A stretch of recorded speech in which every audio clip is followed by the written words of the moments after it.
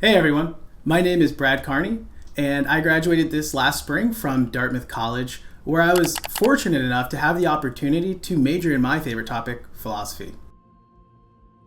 Since I filmed my day in the life video with Crimson Education, I have moved to South Carolina, where I am able to play a lot of beach volleyball.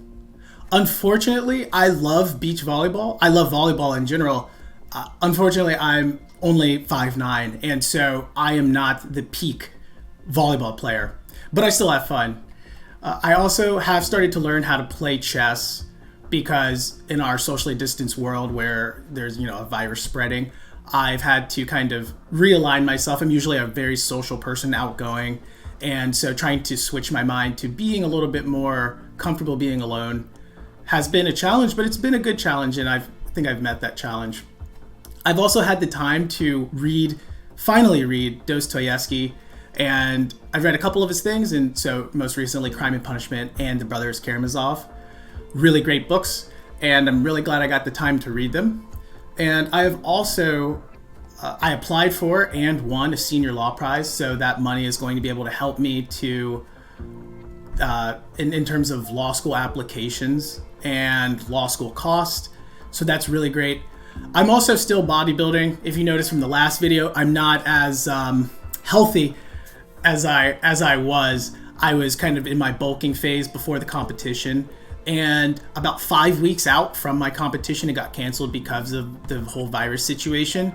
And so I didn't get to compete, but I still was proud of my achievements and everything like that. So it's still okay. I'm still doing it. I don't know if I'm going to compete again, but I'm excited for the future. So there's one word for academia in 2020, and that's just going to be Zoom, or maybe online video, conferencing software, whatever software that your particular school uses. But insofar as everyone is doing this, there's going to be a lot of new challenges and a lot of challenges that students already have come to grips with, or they're going to come to grips with this upcoming fall. So things like living at home presents a different set of stressors than living on campus with your fellow classmates. Maybe neither is better or worse. I think more people would probably prefer to be on campus and away from their parents, but it's just a different environment because you're at home, you're at the place that you kind of chill out, and now that turns into a work environment. And then also, there's a philosophical conversation going on right now, I think, in academia and outside of academia about the value of being in the classroom or being in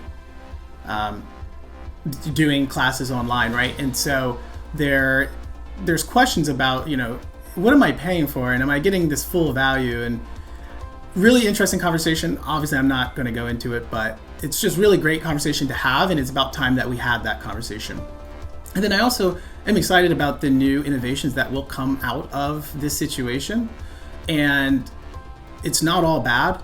And so I'm excited to see what schools kind of figure out, especially with things, STEM topics where they have labs.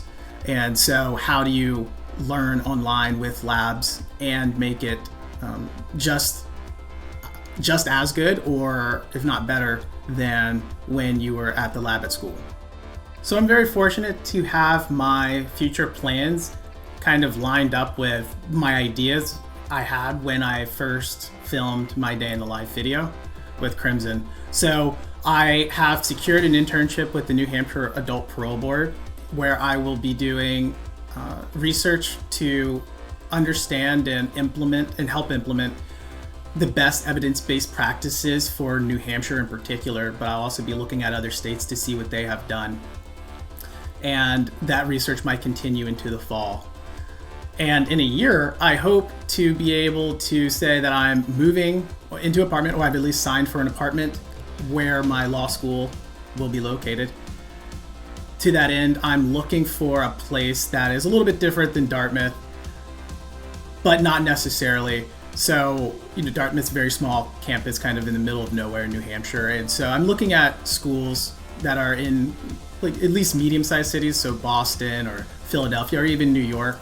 But I'm also not counting out places like UVA where, it's still a small town feeling. But I think both would be good, but I wouldn't mind a change.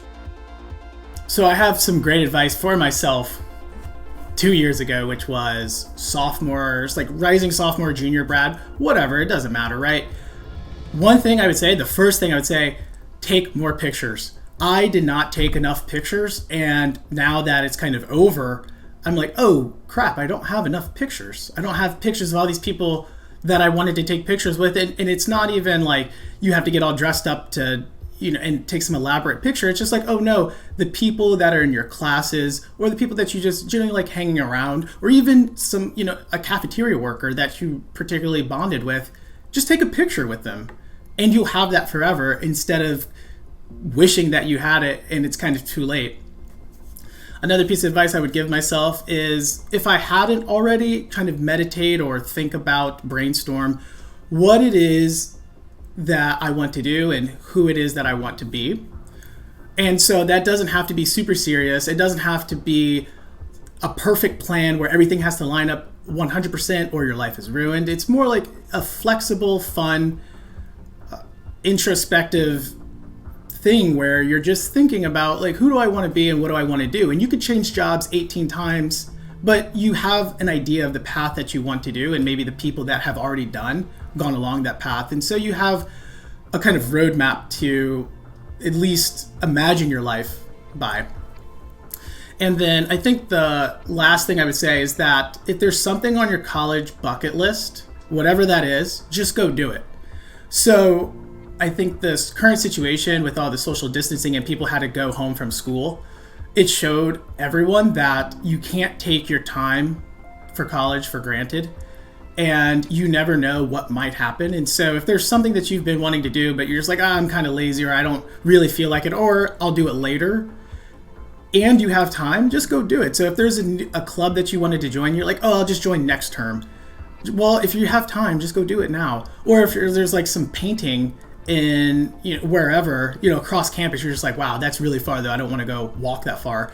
Just go walk that far, or take the bus, or ride a bike, take a friend. Just go do it, because you never know when it's going to be over. And so you just don't want to lose out on those opportunities. If you're a college student heading to school in the fall, my first rule of advice would be to be flexible. We have seen that depending on your college or university, the policies can change. And I don't think there's any reason to think that they can't change in the middle of the term, right? And so I just think that going in and knowing that you have this flexibility, some things might change, some things will stay the same, will allow your mental state to be more at ease and to allow for more learning, which is one of the key goals in college, is not to have anxiety about what will happen in the future. The second thing I think is to make sure before you go to school to read up on the policies that your specific college or university will be implementing with respect to all the social distancing, mask, things like that. I think it's really important, just because some colleges sound really, really strict, and you don't want to go into school not knowing these things and then end up, in trouble or something over something that is very preventable. And then the third thing I would say is to make sure that you have you don't have incorrect expectations about what's going to happen. So I know at Dartmouth, in the fall, we always have a huge bonfire. All the alumni come from out of town. It's just a huge party. It's awesome. But that's probably not going to happen. And so as long as you don't expect that to happen, or something like that to happen, then you won't be as disappointed, because that's where disappointment comes from, is these incorrect assumptions or expectations. So just making sure that flexibility will allow you to not have such wrong expectations about what's going on. And then the last thing is just to maintain openness around social distancing and mask wearing. College is going to look a little bit different, even if you're on campus. All the students might not be on campus, or you might do some remote learning, some in classroom stuff. And so just to be open to that experience, be open, and still staying open to what it is that you want to do. Don't get this anxiety about, oh my gosh, the job market's not going to be great when I get out, so I need to now switch my major to math or engineering, and so I will have a job when I'm done. It's okay. It'll be okay. Still explore your academic interest and be brave, take different classes, and see what your college or university has to offer. The LSAT is going great. I get my score back tomorrow, actually. It's the end of June and for the June test, and I'm going to take the July test here in 2 weeks or so. And I want to go to law school and either be on the law review or on the mock trial team, or both. But I've heard at least one L year is one heck of a ride, and you don't have a lot of time to do a whole bunch of other stuff. And then after law school, I hope to go into some type of litigation position. That's after talking with numerous Dartmouth alumni who are also lawyers. That's what I think I want to do, but I'm not steadfast in that opinion just because I'm not even a law student yet. So my mind is open to different possibilities. So obviously, lawyers do a lot of reading and writing. And so I think it follows that when people think about how did philosophy help me, I did a lot of reading and a lot of writing, just like a lot of liberal arts students. But one of the things I think is perhaps unique about philosophy is that it gives one the ability to kind of create, refine, and address arguments in a very deep manner. And this can be on empirical issues and non-empirical issues, which I think is unique to philosophy, that non-empirical stuff where to make a point, you might need a couple pages because there is nothing you can just point to say, look, this is just true and you should believe it. You have to actually explain the mechanism or system by which this is whatever you're proposing is going to work. And then philosophy has given me the tools to separate out noise from signals, and that is extremely important when reading and writing. And then finally, the best takeaway I have from my philosophy major is the ability to ask better questions in my life and in research and hopefully in my future career. I've found that the ability to ask better questions gets you better answers, and it leads to new discoveries depending on what you're doing or what I'm doing. And that is, it seems extremely trivial to just ask better questions, but I think it's a skill, and I think that philosophy hones that skill because of all the things I went over previously about philosophy. My extracurriculars did have to change after we filmed the first time. So as Christmas rolled around, I was getting ready for my competition, which was going to be in the springtime, and so I had to start cutting weight to be on stage for that bodybuilding competition. And so I, started not eating as much food, still getting all the nutrients I need, but just less food. We're not trying to bulk, we're trying to cut, and then I had to spend more time doing cardio, and so I just didn't have that many hours in the day to do all those extra things, like maybe go out at night and just kind of hang out. I had to kind of refocus my life for this competition. And so the other important thing to me was that I gave a lot of my effort to my residence as a UGA.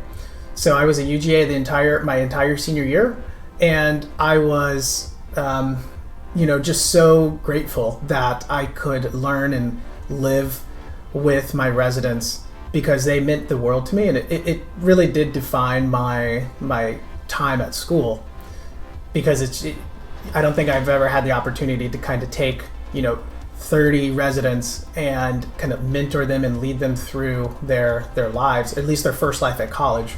And some of them I'm glad to call friends even now after I'm no longer their UGA. And so it was just a really great year. The springtime was remote, so I did have to do remote UGAing, and so that just was like video calls and talking to people over email, but it was still a great experience because that contact was still there with my residents. And so I'm just so grateful that I had the opportunity to do that, and I'm grateful, even though my bodybuilding show was canceled, that I had the opportunity to go through that and maintain the grade point average that I wanted at the same time. So it was a great year.